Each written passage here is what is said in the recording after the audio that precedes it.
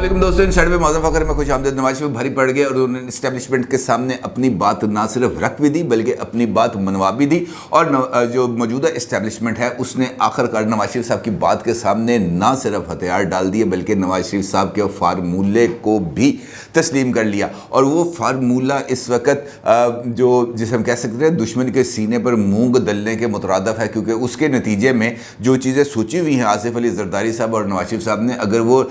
Restaurant spirit के ऊपर execute हो जाए तो फिर बहुत ही बड़ा प्रॉब्लम हो जाएगा। इसके साथ साथ एक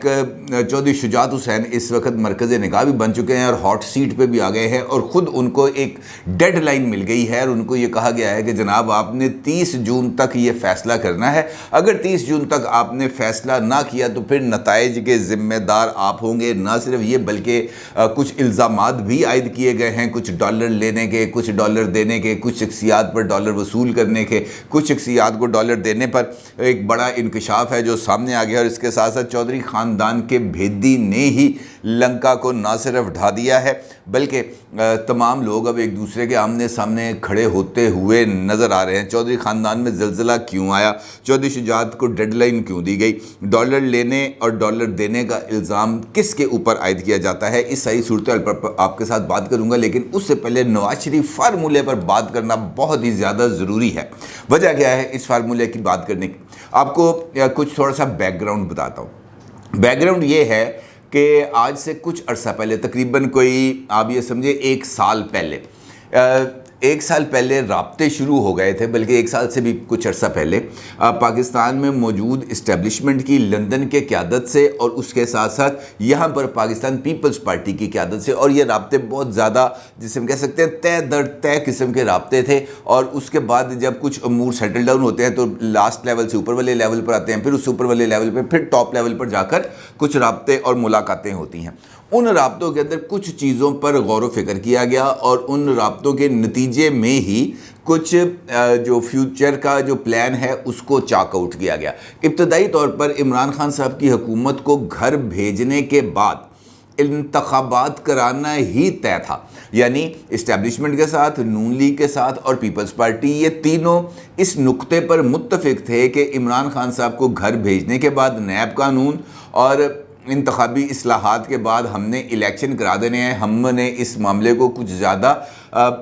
तूल नहीं देना और उसके बाद इलेक्शन करा के नई गवर्नमेंट आएगी और जो भी नई गवर्नमेंट आए वो जाने और उसका काम जाने कि उसने चीज़ों को लेके आगे कैसे चलना है। लेकिन ये तमाम के तमाम जो इंतखाबात होंगे, ये जो तमाम के तमाम प्रोसीजर हो गए इंतखाबी अमल में, इसके अंदर इस्टेब्लिशमेंट ने किसी किस्म की कोई मुदाखलत नहीं करनी। उसका कोई फेवरेट नहीं होगा, उसका कोई पसंदीदा नहीं होगा, उसका कोई मुखालफ नहीं होगा, उसने किसी उम्मीदवार को खड़ा नहीं करना, उसने किसी पार्टी को उछकल नहीं देनी, उसने किसी को बिठाना नहीं है। यानी वो खामोशी से अपने आइनी रोल तक महदूद रहेगी और उससे बाहर निकलने के लिए तैयार नहीं होगी।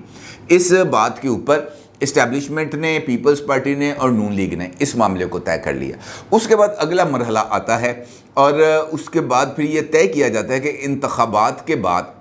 फ्यूचर की जो गवर्नमेंट होगी, पहले तो ये कि इंतखाबात कब कराने हैं और उसके बाद फिर फ्यूचर की गवर्नमेंट होगी तो वो क्या करेगी, और उसके साथ साथ जो नवंबर में होने वाली अपॉइंटमेंट है उसका क्या बनेगा। उसके ऊपर कुछ चीज़ें चलती रहीं और ये तय किया गया कि जनाब पहले इमरान खान साहब को घर भेजते हैं, घर भेजने के बाद आगे वाली चीज़ों को देखते हैं कि आगे ये मामलात को कैसे चलना है और कैसे लेकर आगे बढ़ेंगे। खैर इन चीज़ों को लॉक कर दिया गया। इस दौरान कुछ मुलाकातें भी हुई, पाकिस्तान में भी हुई, लंदन में भी हुई, आला तरीन शख्सियात की भी मुलाकातें हुई और लंदन जा के भी मुलाकातें हुई। अच्छा, इस सूरत हाल के बाद इमरान खान साहब के ख़िलाफ़ तहरीक अदम एतमाद पेश हो जाती है। इमरान साहब के जो इत्तेहादी हैं वो उनका साथ छोड़ देते हैं, वो आके अपोजिशन अलाइंस के साथ मिल जाते हैं और इमरान खान साहब के ख़िलाफ़ तहरीक अदम एतमाद होती है। फिर वो सारा एपिसोड है कि किस तरीके से गैर मुल्की साजिश का बयानिया सामने आता है, किस तरीके से इमरान खान साहब ख़त लहराते हैं, किस तरीके से 3 अप्रैल को कासिम खान सूरी साहब जब तहरीक अदम एतमाद पर वोटिंग का जो दिन होता है उसके ऊपर तहरीक अदम एतमाद को ही फ़र्क कर देते हैं आर्टिकल 5 लागू करते हुए, और उसके फौज बाद इमरान खान साहब असम्बलियाँ डिज़ोल्व कर देते हैं। रेस्ट इज़ हिस्ट्री, क्या हुआ क्या नहीं हुआ। अच्छा, इन्हीं राब्तों के दौरान एक پرپوزل تھی اور وہ نواز شریف صاحب کی طرف سے آئی پرپوزل. ان کا یہ کہنا تھا کیونکہ پاکستان کی تاریخ کے اندر جو سب سے زیادہ چیف آف آرمی سٹاف کسی بھی سویلین وزیر اعظم نے اپوائنٹ کیے ہیں وہ نواز شریف صاحب ہیں. نواز شریف صاحب سے زیادہ کسی نے بھی چیف آف آرمی سٹاف کو اپوائنٹ نہیں کیا. پیپلز پارٹی 2 مرتبہ رہی, اس کے پاس 2 مرتبہ محترمہ بینظیر بھٹو رہی وزیر اعظم, 1 مرتبہ یوسف زئی گیلانی صاحب رہی, یعنی 3 مرتبہ ان کے پاس مرکز کی حکومت رہی, لیکن 1 مرتبہ بھی انہوں نے آرمی چیف کو اپوائنٹ نہیں کیا. یعنی سب سے زیادہ جو آرمی چیف ہیں پاکستان کے اندر وہ اپوائنٹ کیے ہیں جناب نواز شریف صاحب نے, جن میں جنرل پرویز مشرف صاحب ہیں, جس کے اندر جہانگیر کرامت صاحب بھی تھے ان سے پہلے, اس کے ساتھ ساتھ آصف نواز صاحب تھے, اس کے بعد جناب آپ کا کیا نام لیتے ہیں ان کا, یہ جو ہے جنرل پرویز مشرف صاحب, جنرل راحیل شریف صاحب, جنرل جو ہے قمر جاوید باجوہ صاحب, یہ تمام کے تمام جو ہے جنرلز یہ نواز شریف صاحب نے اپوائنٹ کیا. اچھا, اسی میں کچھ چیزیں طے کی گئی, بلکہ نواز شریف صاحب نے ایک پرپوزل دی. نواز شریف صاحب نے یہ کہا کہ یار عمومی طور پر, اور جس طریقے سے اس وقت عمران خان صاحب کے اوپر یہ بات چل رہی ہے کہ عمران خان صاحب اپنی کسی پسندیدہ شخصیت کو چیف آف آرمی سٹاف لگانا چاہتے ہیں تاکہ وہ اگلے 10 سال کی حکومت اپنے لیے سیکیور کر سکیں, لہٰذا کیا یہ بہتر نہیں ہوگا, 2 آپشنز دی گئی نواز شریف صاحب کی طرف سے. انہوں نے کہا کیا بہتر نہیں ہوگا کہ ہم نے جس طریقے سے ججز کی اپوائنٹمنٹ کی جاتی ہے, سینئرٹی کا اصول وہاں پر لاگو کیا جاتا ہے, اور جو سینئر موسٹ جج ہوتا ہے سپریم کورٹ آف پاکستان کا وہ بن جاتا ہے چیف جسٹس آف پاکستان. یا تو اس قسم کا ایک فارمولہ ہم طے کریں, آپ اس کو گو ہیڈ دیں, ہم جا کے نیشنل اسمبلی کے اندر ایک قانون پاس کرتے ہیں اور معاملہ ختم. پھر کوئی پرائم منسٹر کی مرضی نہیں چلے گی, کسی پریزیڈنٹ کی مرضی نہیں چلے گی, جو سینئر موسٹ ہوگا آٹو پہ لگ جائے گا سسٹم, اور وہاں پر ایکسٹینشن والا دروازہ بھی ہے وہ بھی مکمل طور پر بند کر دیا جائے گا. اس میں کہہ دیا جائے گا جناب 3 سال کا ٹینیئر ہوگا, 3 سال کے بعد آرمی چیف صاحب کو ریٹائر ہونا ہی ہے کیونکہ ایکسٹینشن کا کوئی آپشن اویلیبل نہیں ہوگا, اور اس کے بعد نیا سینئر موسٹ جو جنرل صاحب ہیں وہ آگے چیف آف آرمی سٹاف کا عہدہ سنبھال لیں گے. دوسرا آپشن یہ دیا گیا کہ ادارہ اپنے اندر سے ہی فیصلہ کرے, یعنی فارمیشن کمانڈرز یا کور کمانڈرز یہ آپس میں بیٹھیں, فیصلہ کرے کہ جناب ادارے کی طرف سے اس شخصیت کی حق میں فیصلہ آیا ہے کہ جناب فلاں شخصیت کو ایکسٹینشن دینی ہے یا فلاں شخصیت کو ایکسٹینشن نہیں دینی, فلاں شخصیت کو ہم نے چیف آف آرمی سٹاف لگانا ہے, اور وہ جو نام ہے وہ آ جائے پرائم منسٹر کے پاس, اور پرائم منسٹر اس وقت صرف ایک سرمونیل کام کرے گا, یعنی اس کی سمری بنائے گا, اس کے اوپر سین اینڈ اپرووڈ لکھے گا, صدر صاحب کو بھیجے گا, صدر صاحب اس کی سمری کو اپروو کریں گے, واپس آئے گئی, اور اسٹیبلشمنٹ ڈویژن اور وزارت دفاع اس کا نوٹیفیکیشن جاری کر دے گا, معاملہ ختم ہو جائے گا. اب اس کے اوپر کچھ دیر گفتگو چلتی رہی. اسی دوران آصف علی زرداری صاحب کی ایک ملاقات ہوتی ہے اسٹیبلشمنٹ کی اعلیٰ ترین قیادت سے, اور آصف علی زرداری صاحب ان کو یہ پیشکش کرتے ہیں کہ آپ توسیع لے لیں 1 سال کی, اور جو اس وقت چہ مگوئیاں ہو رہی ہیں, جو اس وقت نیگیٹو کیمپین چل رہی ہے وہ تمام کی تمام ختم ہو جائے گی. اس پر جو ہے انہوں نے کہا کہ یہ قومی مفاد میں بہت ضروری ہے, لیکن کوئی ان کو واضح اور 2 ٹوک جواب نہیں دیا گیا, اور ان کی طرف سے کہا گیا کہ فی الحال میرا کوئی ایسا پلان نہیں ہے, لہٰذا بعد میں دیکھتے ہیں کہ کیا ہو سکتا ہے کیا نہیں ہو سکتا. یعنی آصف زرداری صاحب کو نہ ہاں کہا گیا نہ کیا گیا, بلکہ ان کو خاموشی کے ساتھ ٹال دیا گیا. اب یہ ہوا ہے کہ نواز شریف صاحب نے یہ جو 2 تجاویز دی تھی اس میں سے ایک تجویز کے اوپر اصولی طور پر اتفاق کر دیا گیا, اور وہ اصولی جو تجویز ہے جس کے اوپر اتفاق کیا گیا ہے کہ وہ یہ ہے کہ جناب یہ ہم خود ہی فیصلہ کریں گے, ہم خود ہی فیصلہ کریں گے کہ رہنا ہے یا جانا ہے, یا اگر جانا ہے تو پھر کس نے آنا ہے, یہ فیصلہ وہیں پر ہوگا, راولپنڈی میں ہوگا, اور راولپنڈی سے اس فیصلے کی اطلاع آ جائے گی کیونکہ یہ ادارے کا انٹرنل معاملہ ہے. لیکن اس کے بعد ادارہ جو ہے وہ اپنی حدود کے اندر رہے گا, ووٹ کو عزت دے گا, سیاسی معاملات کے اندر کسی قسم کی مداخلت نہیں کرے گا, اور اب اس فارمولے کو آلموسٹ تسلیم کر بھی لیا گیا ہے. اب وزیر دفاع خواجہ آصف صاحب انہوں نے بھی انہی 2 باتوں کا ایک مرتبہ ذکر کیا تھا. آپ کو یاد ہے جب وہ لندن جا رہے تھے تب انہوں نے BBC کو ایک انٹرویو دیا تھا, اور اس کے اندر انہوں نے اس بات کا اظہار کیا تھا کہ یہ خواہش ہے کہ ہم سینئرٹی کا کوئی فارمولہ طے کر لیں. کل بھی انہوں نے ایک ٹی وی انٹرویو دیا ہے طلعت حسین صاحب کو ان کے شو میں, اور وہاں پر انہوں نے اس بات کی تصدیق کی ہے کہ یہ جو نواز شریف صاحب کی جو تجویز نمبر 2 تھی اس کے اوپر اب سنجیدگی سے کام ہو رہا ہے, اور یہ ان کو کہہ دیا گیا ہے کہ جناب آپ نے جو فیصلہ کرنا ہے وہ آپ نے کرنا ہے، سویلین قیادت کو اس معاملے سے دور رکھیں، سویلین جانیں، سویلین کے کام جو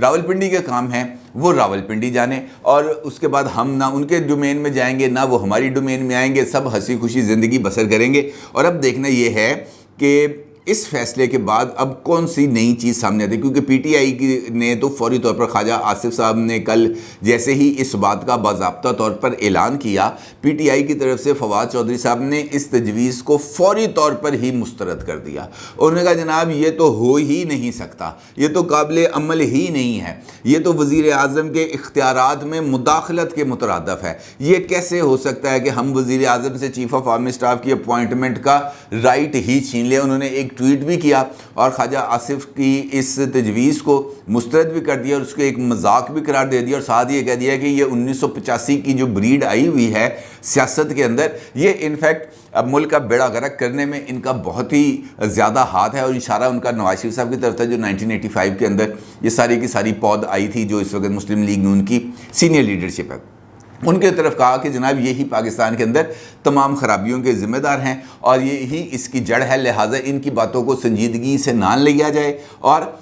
یہ جو تجویز ہے خواجہ آصف صاحب کی یا نواز شریف صاحب کی، یہ سویلین ڈومین میں مترادف ہے کہ مداخلت کے مترادف ہے، اس کو کسی صورت بھی تسلیم نہیں کیا جائے گا۔ یعنی یہ اب ایک نئی بحث شروع ہوگی، اور اسی دوران رانا ثناء اللہ صاحب کی طرف سے بھی یہ بات سامنے آئی ہے کہ ممکنہ طور پر نئے چیف آف آرمی اسٹاف کا اعلان اکتوبر میں کر دیا جائے گا۔ یعنی اب یہ اگلے جو دن ہیں اس کے اندر، یعنی جولائی ہے، اگست ہے، ستمبر ہے، یہ 3 مہینوں کے اندر ایک جانب تو پولیٹیکل گرما گرمی بھی ہوگی، اور دوسری جانب یہ جو نئے چیف آف آرمی اسٹاف کا معاملہ ہے اس کے اوپر بھی ایک نئی بحث کا آغاز ہو جائے گا۔ جیسے میں نے آپ کو بتایا کہ پولیٹیکل گرما گرمی ہونی ہے اس کے اندر، یہ اسی مہینے سے ہی پولیٹیکل گرما گرمی کا آغاز بھی ہونے جا رہا ہے، کیونکہ چودھری برادران جو گجرات کا چودھری خاندان ہے وہ اس وقت ایک دوسرے کے سامنے آ کے کھڑا ہوا ہے، برسر پیکار ہے، لال لال آنکھوں سے سارے ایک دوسرے کو گھورے ہیں اور کہتے ہیں کہ جناب یہ تو نے کیا کیا، اس قسم کی کوئی صورتحال بنی ہوئی ہے۔ چودھری وجاہت حسین صاحب جو چودھری شجاعت حسین صاحب کے چھوٹے بھائی ہیں، ان کی طرف سے چودھری شجاعت حسین صاحب کو ڈیڈ لائن دی گئی ہے، اور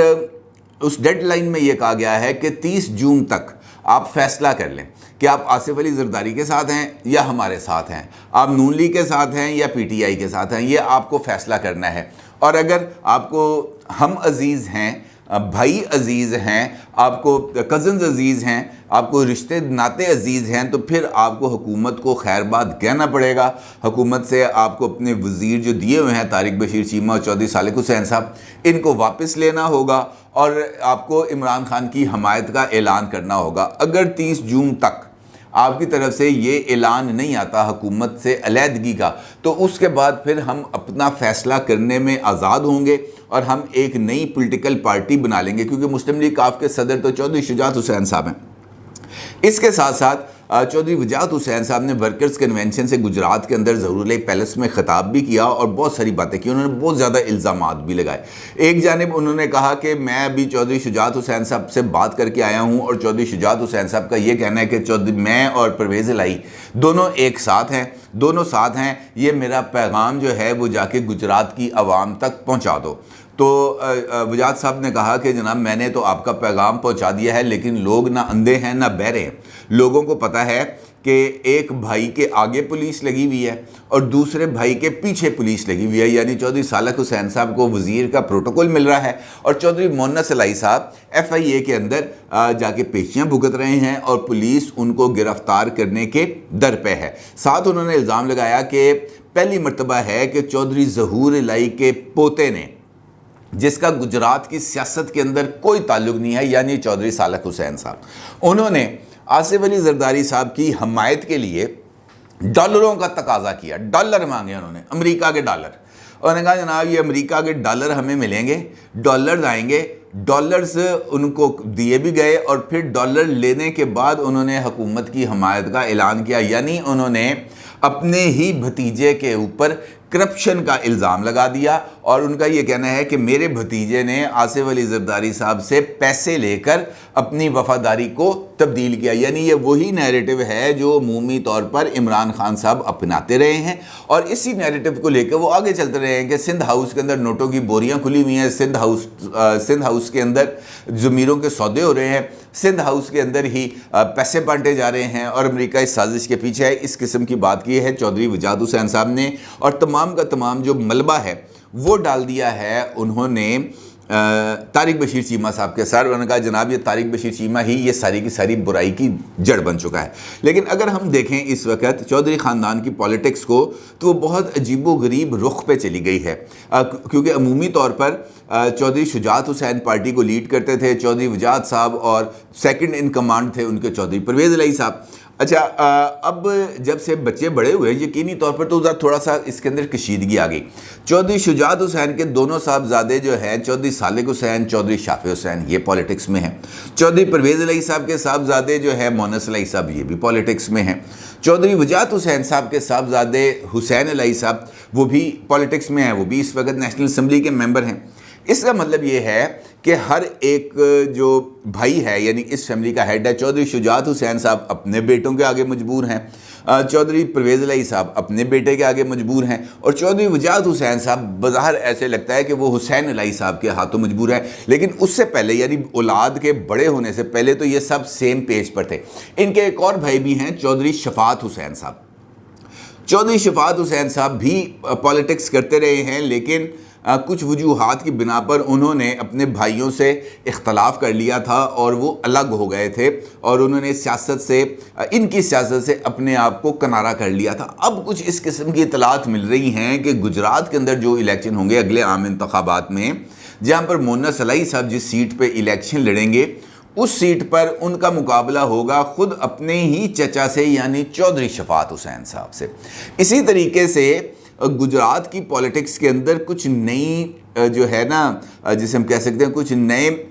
طرز کی چیزیں سامنے آنے والی ہیں، کیونکہ یہ سب جب ایک دوسرے کے سامنے لگیں گے، آپ کو یہ بات تو سب کو پتہ ہے نا، اوپن سیکرٹ ہے یہ، کہ سب سے پہلے دعوت دی گئی تھی مسلم لیگ کاف کو، آصف علی زرداری صاحب بھی گئے، اگلے دن شہباز شریف صاحب بھی گئے، ملاقاتیں بھی ہوئیں، آفرز بھی ہوئیں، تبادلہ خیالات بھی ہوئے، سارا کچھ ہوا۔ پھر وزارت اعلیٰ مانگی گئی، وزارت اعلیٰ سے انہوں نے کہا جناب آپ اسپیکر کا عہدہ رکھ لیں۔ پھر چودھری شجاعت حسین گئے بیماری کے عالم میں اسلام آباد، وہاں پر جا کر وہ آصف علی زرداری صاحب سے ملے۔ پھر آصف علی زرداری صاحب نے لندن میں رابطہ کیا نواز شریف صاحب سے، پھر بات چیت چلی، پھر یہ طے ہوا کہ چودھری پرویز الہی صاحب کو سی ایم بنا دیا جائے گا، اور اس کے لیے باضابطہ طور پر دعوت نامہ لے کر یہ خواجہ آصف اور دیگر مسلم لیگی عمائدین گئے چودھری پرویز الہی صاحب سے ملنے، اور ان کو جا کے باضابطہ طور پر آفر کی، چیف منسٹرشپ کی، جس کو قبول کر لیا چودھری پرویز الہی صاحب نے، اور پھر مٹھائی بھی بانٹی گئی، دعائے خیر بھی ہوئی۔ پھر چودھری پرویز الہی صاحب گئے بھی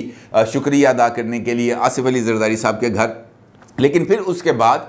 مونس الہی صاحب نے اس سارے کے سارے ایگریمنٹ کو سبوتاج کر دیا، اور انہوں نے اپنے والد صاحب پر دباؤ ڈالا، یا وٹ ایور جو بھی صورتحال، اس کے اندر لیفٹننٹ جنرل مزمل صاحب کا نام بھی آتا ہے جو سابق چیئرمین وابڈا تھے، کہ انہوں نے اس کے اندر کوئی رول پلے کیا ہے چودھری پرویز الہی صاحب کو یا مونس الہی صاحب کو عمران خان صاحب کے کیمپ میں بھجوانے کے لیے۔